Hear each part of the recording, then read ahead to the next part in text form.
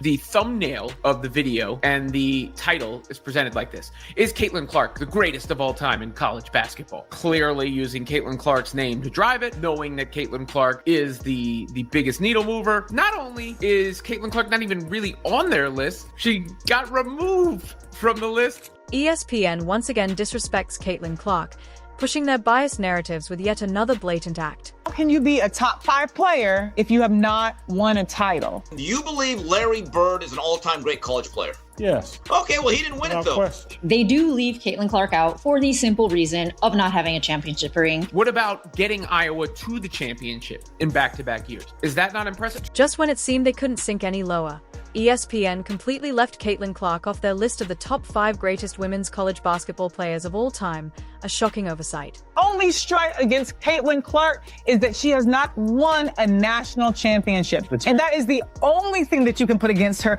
Caitlin Clark took Iowa to back-to-back national championship games. Their excuse?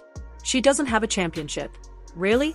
The same network that ranks male players as legends regardless of titles suddenly decides championships are the only thing that matters when it comes to Caitlin Clark. The double standard couldn't be more obvious. But I do find it interesting that they do tout off all her accomplishments, records that have not been broken by anybody else, and they still cannot consider her in the top 5 best category. We're not falling for their hypocrisy. In this video, we'll break down exactly how ESPN is actively diminishing Caitlin Clark's legacy, playing favorites, and rewriting history to fit their agenda. Stay tuned as we expose their double standards one by one. I just don't understand how you can see someone doing more with less in some aspects, but in this one, you can't see it, you can't give them credit for that. ESPN's bias was on full display when they conveniently left Caitlin Clark off their all-time top 5 list for women's college basketball, citing her lack of a championship ring. The problem? This rule has never applied to other players. ESPN has honored countless male and female players without titles, yet suddenly, with Caitlin Clark, championships are the only thing that matters. The double standard is glaring, exposing ESPN's inconsistent and biased approach toward recognizing true greatness. Clark is being used as like a ploy. They got to put Caitlin Clark's name in the title. They got to make sure, you think you're watching something about Caitlin Clark, and then the rug is kind of pulled out when it's actually like, nah, she's not even in the top 5. Take Oscar Robertson and Pete Maravich, 2 of the most celebrated college players in history. Neither won a national championship, yet ESPN had no problem ranking them among the greatest of all time. Meanwhile, Caitlin Clark didn't just break records.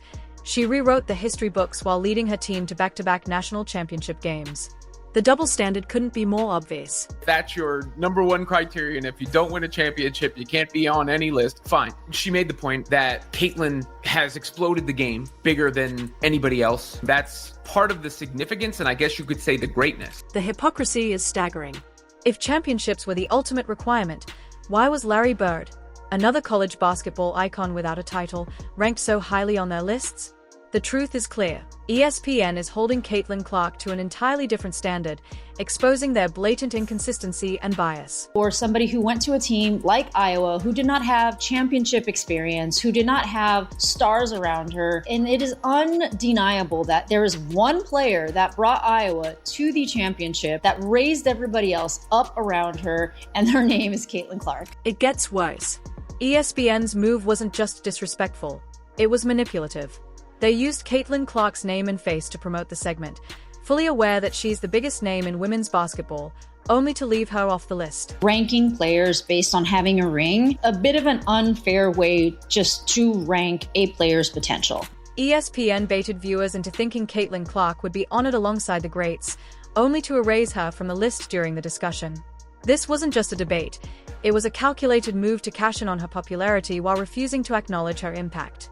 ESPN is happy to exploit Clark's success for views, but when it's time to give her the respect she's earned, they suddenly change the criteria. Even their own analysts admitted on air that leaving Clark off felt wrong, acknowledging that she has dominated women's basketball in a way few ever have. The double standard is undeniable. Here's the thing. Love Caitlin, love how she's transcended the game. I'm not going to go away from that, but in the open, we said, what makes a top 5 player? Winning. The only strike against Caitlin Clark is that she has not won a national championship. And that is the only thing that you can put against her, because the way she has dominated the record books when she was at Iowa was something you could not duplicate. She's a 3-time NCAA scoring leader and assist leader, a true point guard for the people, 3-time All-American, 2-time Naismith Player of the Year, 2-time AP Player of the Year, all-time leading scorer. She broke the records of Kelsey Plum and Sabrina. Like, literally, there's nobody who has been such a front-facing name. It's through a direct reflection of her skill set, but how can you be a top 5 player if you have not won a title? It's a great point, which is why I agree with you. Instead of standing by the truth, ESPN stuck to their tired argument, conveniently ignoring how other great players without rings have been treated. They are blatantly shifting the goalpost to downplay Caitlin Clark's greatness, refusing to recognize her influence despite her doing more for women's basketball than anyone in recent memory. The bias is clear, and the disrespect is undeniable. Whenever anybody says, oh, she didn't win a championship, how do they respond back when you say, who else was on her team? What about getting Iowa to the championship in back-to-back years? Is that not impressive? If championships defined greatness, why do individual awards exist? Basketball is a team sport. No single player wins a title alone. Greatness isn't just about rings, it's about impact and individual excellence. If you don't think that Caitlin Clark is one of the top 5 basketball players of all time, but for the simple reason of not winning a championship, I do have to disagree. Championships are definitely a team recognition. They are something that a team does together and accomplishes. Clark didn't just dominate at Iowa. She shattered records, elevated the game, and led a team with no championship history to back-to-back national title appearances. That alone should put her in the top 5, if not number 1. ESPN conveniently ignored her unmatched individual stats, so let's break down the numbers they don't want you to see. Breanna Stewart, who's on this list, played at UConn with a bunch of other pros, a bunch of other WNBA players. Being a part of a stacked team at UConn or South Carolina and winning the national championship, is that more impressive than sticking with your little home school, not surrounded by great talent, and carrying them all the way to the brink of championships? What's more impressive? Caitlin Clark holds the all-time scoring record in both men's and women's college basketball, cementing her as one of the greatest players ever. But her impact goes beyond scoring. She was also a dominant playmaker, consistently leading in assists and making everyone around her better. Clark didn't just rack up points. She elevated her entire team's performance, proving her greatness extends far beyond the stat sheet. Breanna Stewart won a lot of championships, no question. Did she squad up with a bunch of future WNBA players? Obviously. Her accolades speak for themselves. 2-time AP Player of the Year, 3-time All-American, 2-time Naismith Player of the Year, and 2-time Wooden Award winner. In nearly every category that defines an all-time great, Caitlin Clark ranks near the top. Now, let's compare this to the players ESPN ranked above her. Were they legendary? Absolutely. But did any of them revolutionize the sport the way Clark did?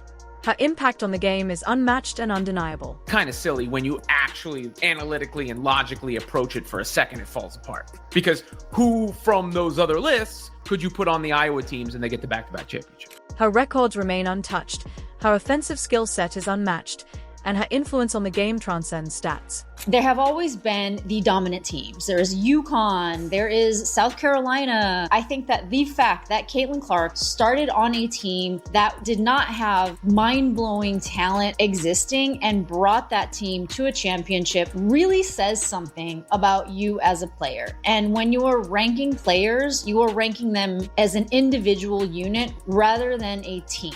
One of ESPN's biggest missteps is ignoring that Clark achieved more with less. Unlike players like Breanna Stewart, Cheryl Miller, and Maya Moore, who played on stacked rosters with All-Americans and future WNBA stars, Clark didn't have those advantages. Iowa was never a powerhouse program. She didn't inherit a championship-caliber team.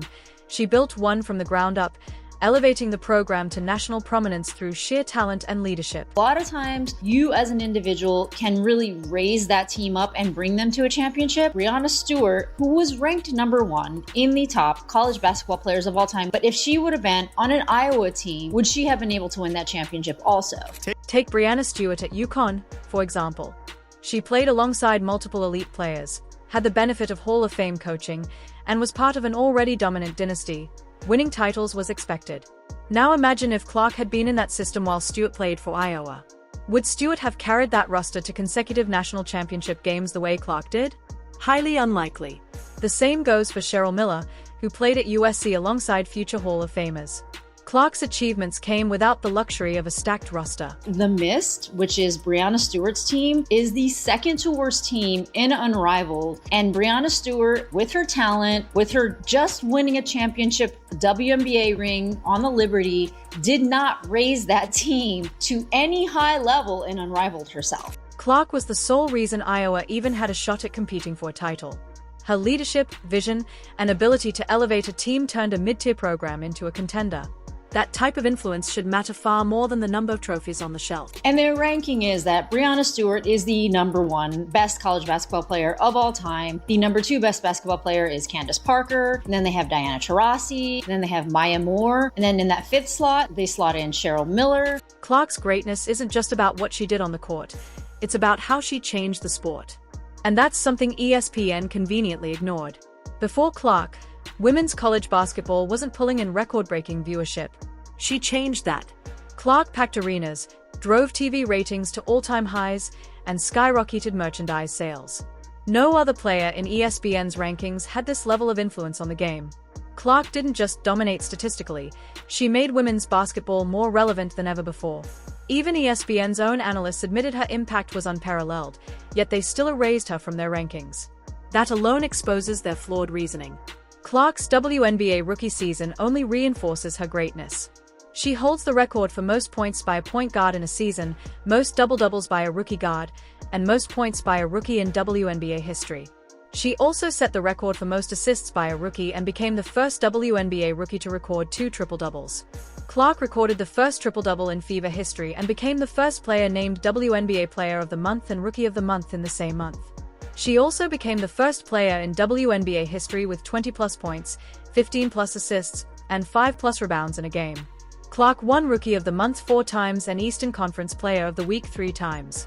She set single-season rookie records for assists and three-pointers and tied the single-game assist record with 19. And this brings us to the bigger issue, ESPN's clear bias.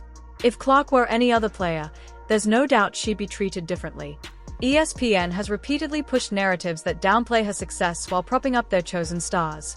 It's not just about this ranking, it's a pattern of disrespect that's impossible to ignore. ESPN's reasoning? She didn't win a championship. But as we've already pointed out, they've celebrated plenty of all-time greats who never won a college title. Pete Maravich, Oscar Robertson, and Larry Bird all failed to win a championship, yet ESPN never questioned their place among the greats. But when it comes to Clark, suddenly the rules change. The double standard is glaring. Franchise record for most double-doubles, three-pointers, career 10 or more assists in a game. Franchise record for most career 10 or more assists in a game. Fastest WNBA player to reach 100 three-pointers. She did it in 34 games. Most assists by a rookie in a WNBA All-Star game, for which she received the most fan votes ever, 700,000 of those. Fastest player to reach 350 points and 150 assists to start a season, regardless of years in the league. People will say, pay more attention to the other folks. Like, she couldn't do it herself. You know, LeBron has teammates, Jordan had teammates. I understand. ESPN's bias isn't just reflected in rankings. It's clear in how they cover Clark compared to other players. They constantly hype up athletes like Angel Reese, AJA Wilson, and South Carolina's dynasty, but when Clark achieves something historic, they find a way to downplay it. When she set new records, ESPN barely acknowledged them. When she carried Iowa to back-to-back national title games, they shifted the focus to the teams that beat her instead of highlighting her accomplishments. The double standard becomes even more blatant with controversies. When Angel Reese taunted Clark in the national championship game, ESPN rushed to defend Reese, calling it competitive fire. But when Clark displayed that same energy on the court, she was suddenly labeled as cocky or disrespectful. The inconsistency is undeniable. And it's not just about Reese, it's the way ESPN frames the entire conversation around Clark. When another player succeeds, ESPN spins it as a triumph against adversity. When Clark succeeds, they either ignore it or find a way to discredit her achievements. The bias is impossible to ignore. Association, they gave us a gym that I paid for, not entirely, but they took money out of my check and I paid for it. You better get the full usage of that. Man, I got hot tub, cold tub, weight room, full court basketball room. I walk in today, I'm on one side working out, Caitlin Clark on the other side. Really? I look at myself, there you go too, Patty. ESPN has spent more time covering WNBA players who criticize Clark than actually celebrating her accomplishments. They keep pushing the narrative that she's overrated, despite overwhelming statistical and financial evidence proving otherwise. It's clear at this point, ESPN has an agenda when it comes to Caitlin Clark.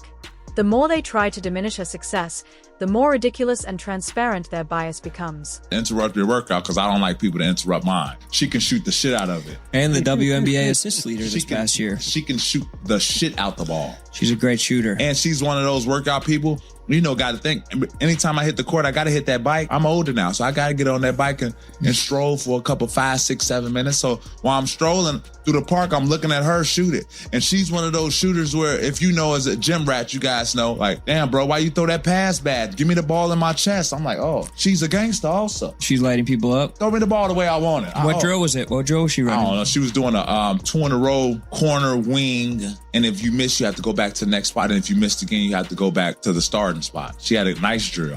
I'm literally still in it. That's nice. And she was shooting the shit out of it. Of course she was. Right. So she was shooting the shit out of it. And she's the face of the league. Agreed. She's the face of the league. Agreed. Here's the reality. Caitlin Clark is the biggest superstar women's basketball has ever seen, and ESPN knows it. They are fully aware that she's the driving force behind record-breaking attendance figures and historic TV ratings for women's college basketball. They understand that Clark is why the WNBA is finally getting mainstream attention. Yet, they refuse to properly acknowledge her because doing so would contradict the narrative they've spent years crafting. ESPN has long positioned certain athletes as the faces of women's basketball, investing heavily in promoting their chosen stars. But Clark's rise has shattered that illusion. She didn't just step into the spotlight, she took it over. Recognizing her for what she truly is would mean admitting that she has surpassed the very players they've spent years hyping up. Rather than accept that, ESPN tries to downplay her influence, omit her from historic rankings, and act as if her impact isn't as game-changing as it clearly is. Their refusal to give Clark her due exposes their bias. What it do, peeps? Cheryl Swoops is been missing. Cheryl Swoops is MIA. They got a APB out for Cheryl Swoops. If you see Cheryl Swoops, she did a lot of talking a few months ago about the Indiana Fever, the locker room environment, how people didn't want to play there, how people wanted to leave. But fans aren't fooled. They see what's happening. They see Clark's undeniable impact on the game and ESPN twisting narratives to fit their agenda. No matter how hard the network tries to diminish her, the truth is impossible to ignore. Clark has transformed women's basketball in a way no player before her ever has. And that raises a bigger question. If ESPN is willing to manipulate history now, what will it take for them to finally give Clark the respect she deserves? At this point, ESPN can adjust rankings, shift goalposts, and spin the story however they like. But they can't erase reality. Caitlin Clark isn't just a great player, she's one of the greatest to ever step onto the court. Her influence extends beyond statistics. She brought millions of new fans into the sport and elevated women's basketball to a level it's never seen before. No media bias or selective rankings can take that away from her. The truth about Clark's greatness is undeniable. The Indiana Fever are that golden destination, and I can't help but laugh to the fans and the people online and the media commentators, unfortunately, who said that nobody wanted to play in Indiana. That doesn't make any sense. What's even more telling is that ESPN's refusal to properly acknowledge Caitlin Clark only exposes their true priorities. They aren't interested in celebrating true greatness, they are focused on pushing narratives. ESPN will continue protecting certain players while downplaying others, ignoring the fact that Clark has done more to grow the game than anyone in recent history. But here's what ESPN doesn't realize: fans don't need their approval. Clark's legacy isn't defined by manipulated rankings or cherry-picked talking points. It's defined by her records, her influence, and the millions of people who have rallied behind her. Years from now, history won't remember ESPN's rankings. It will remember the undeniable truth of what Caitlin Clark accomplished. So let ESPN keep playing their games, because while they are busy rewriting history, Clark is out here making it, and the world is watching. Are you? Let us know in the comments, like this video, subscribe, and turn on notifications so you never miss out. Click the video on the screen, and we'll see you in the next one.